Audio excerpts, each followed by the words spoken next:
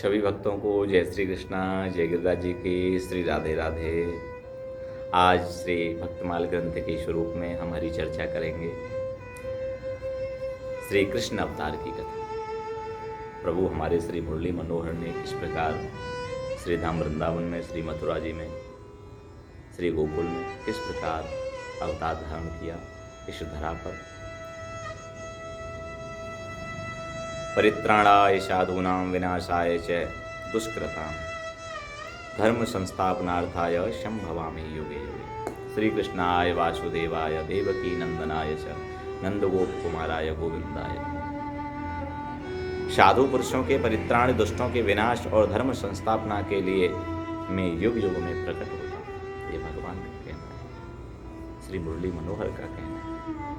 अपने इस वचन को पूर्ण चरितार्थ करते हुए अखिल रसामृत सिंधु षडेश्वर्यवान सर्वलोक महेश्वर स्वयं भगवान श्री कृष्ण भाद्रपद की कृष्णाष्टमी की अर्धरात्रि को कंस के कारागृह में परम अद्भुत चतुर्भुज रूप नारायण रूप से प्रकट हुए। वात्सल्य भावित हृदया माता देवकी की प्रार्थना पर भक्त वत्सल भगवान ने प्राकृत शिशु का स्वरूप धारण किया। श्री वासुदेव जी भगवान की आज्ञा अनुसार शिशु रूप भगवान को श्री नंदालय में श्री यशोदा जी के पास सुला करके बदले में यशोदात्मजा जगदम्बा महामाया को लेकर के आ गए। गोकुल में नंद बाबा के घर पर ही जात कर्म आदि महोत्सव मनाए गए। भगवान श्री कृष्ण की जन्म से ही सभी लीलाएं अद्भुत और अलौकिक हैं। पालने में झूल रहे थे उसी समय लोक बालक ने रुधिराशना पिशाचिनी पूतना के प्राणों को दूध के साथ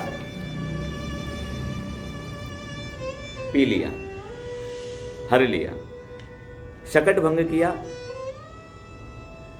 सक्टासुर का वध किया, तृणावर्त का वध किया। उसके बाद बकासुर एवं वत्सासुर को भी भगवान ने पीस डाला। सपरिवार धेनुकासुर और प्रलंबासुर को मार करके भी भगवान ने भक्तों का मान बढ़ाया। दावानल से गिरे गोपों की रक्षा की प्रभु ने। कालिय नाग का दमन किया। श्री नंद बाबा को अजगर से छुड़ाया। इसके बाद गोपियों ने भगवान को पति रूप से प्राप्त करने के लिए व्रत किया और भगवान श्री कृष्ण ने प्रसन्न होकर उन्हें वर दिया। भगवान ने यज्ञ पत्नियों पर कृपा की। श्री गोवर्धन धारण की लीला भी प्रभु ने बड़े ही सरल स्वरूप में की।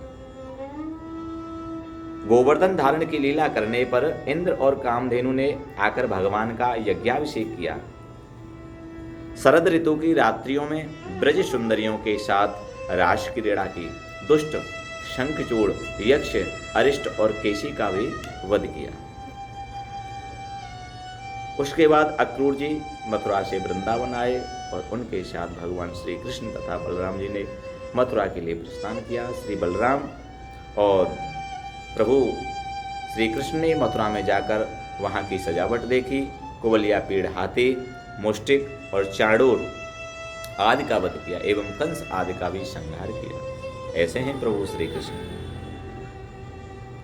माँ देव एवं पिता वसुदेव को कारागृह से मुक्त कराया तथा राजा अग्रसेन को भी कारागृह से मुक्त कराकर राज सिंहासन पर बिठाया।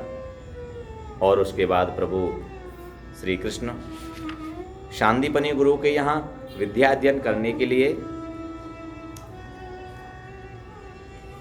पधारे हैं और गुरु दीक्षा के बदले में उनके मृत पुत्रों को प्रभु ने लौटाया है। गुरु जी के जो मृत पुत्र थे उनको वापस किया। जिस समय भगवान श्री कृष्ण मथुरा में निवास कर रहे थे उस समय उन्होंने उद्धव और बलराम जी के साथ यदुवंशियों का शुभ प्रकार से प्रिय और हित किया है। ये जो कथा है ये सूक्ष्म स्वरूप में है।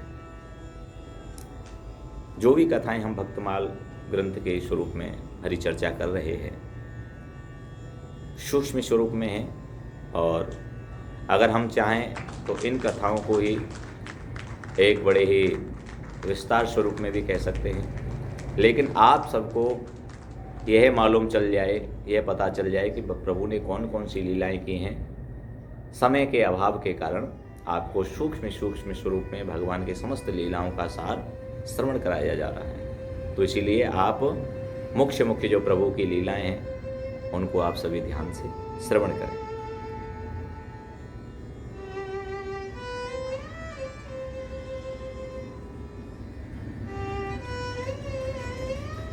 जिस समय भगवान श्री कृष्ण मथुरा में निवास कर रहे थे उस समय उन्होंने उद्धव और बलराम जी के साथ यदुवंशियों का सब प्रकार से प्रिय और हित किया। जरासंध कई बार बड़ी बड़ी सेनाएं लेकर आया और भगवान ने उनका उद्धार करके पृथ्वी का भार हल्का किया। काली वन को मुचकुंद से भस्म करा दिया। द्वारकापुरी बसाकर रातों रात सबको वहां पहुंचा दिया। स्वर्ग से कल्प वृक्ष एवं सुधर्मा शवा ले आए। भगवान ने दल के दल शत्रुओं को युद्ध में पराजित करके रुक्मिणी का हरण किया। बाणासुर के साथ युद्ध के प्रसंग में महादेव जी पर ऐसा बाण छोड़ा कि वे जम्हाई लेने लगे और इधर बाणासुर की भुजाएं काट डाली। प्राग ज्योतिषपुर के राजा भौमासुर को मारकर 16,000 कन्याएं ग्रहण की। शिशुपाल पौंड्रक शाल दुष्ट दंतवक्त मुर पंचजन आदि दैत्यों के बल पौरुष को चूर्ण कर उनका वध किया। महाभारत युद्ध में पांडवों को निमित्त बनाकर पृथ्वी का बहुत बड़ा भार उतार दिया और अंत में ब्राह्मणों के शाप के बहाने उद्दंड हो चले यदुवंश का संहार करवाया। श्री उद्धव जी की जिज्ञासा पर संपूर्ण आत्मज्ञान और धर्म निर्णय का निरूपण किया। इस प्रकार भगवान श्री कृष्ण की अनंत अद्भुत अलौकिक लीलाएं हैं जो जगत के प्राणियों को पवित्र करने वाली हैं और जो जगत के प्राणियों के जीवन को पवित्र करने वाली हैं। ऐसे प्रभु श्री कृष्ण के समस्त लीलाओं का हमको अनुसरण करना चाहिए। उनकी लीलाओं को जानना चाहिए, समझना चाहिए, सुनना चाहिए। उनकी लीलाओं के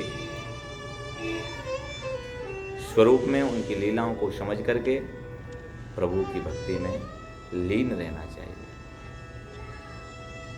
आज के लिए हरि चर्चा में श्री भक्तमाल ग्रंथ में इतना ही। आने वाले हरि चर्चा को अगले पार्ट में, अगले भाग में आप सभी श्रवण करेंगे। सभी को मेरी तरफ से जय श्री कृष्णा, जय गिरिराज जी की, श्री राधे राधे।